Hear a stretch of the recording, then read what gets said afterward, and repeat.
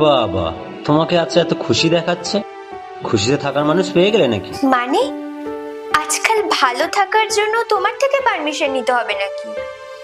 নাকি মাথাটা একদমই খারাপ হয়ে গেছে তোমার? তাছাড়া সবাইকে কি তুমি নিজের মতো মনে করো? শোনো, ট্রাস্ট বলে যখন কোনো বিষয় তোমার মধ্যে নেই, তাহলে তোমার এই ফালতু প্রশ্নের উত্তরগুলো আমি দেবো না। আসছি। আচ্ছা শোন না, ভাবছি আমি ডান্স ক্লাসটা আবার কন্টিনিউ করব। তোর কাছে কোনো ভালো ডান্স ক্লাসের খোঁজ থাকলে আমাকে একটু জানাস তো। হ্যাঁ। তুমি জানো না আমাদের বাড়ির বউরা এরকম নাচ গান করে না? আচ্ছা, আমার পরিচয় কি শুধুমাত্রই আমি তোমার বাড়ির বউ? আমার তো নিজেরও একটা পরিচয় আছে। আর তাছাড়াও ছোটবেলা থেকে অনেক কষ্টে মা আমাকে নাচটা শিখিয়েছিল। আমি তো সবকিছু এভাবে বিসর্জন দিতে পারি না। আর এতদিন যা করেছি করেছি, এখন থেকে আমি আমার নিজের শখটাও পূরণ করতে চাই।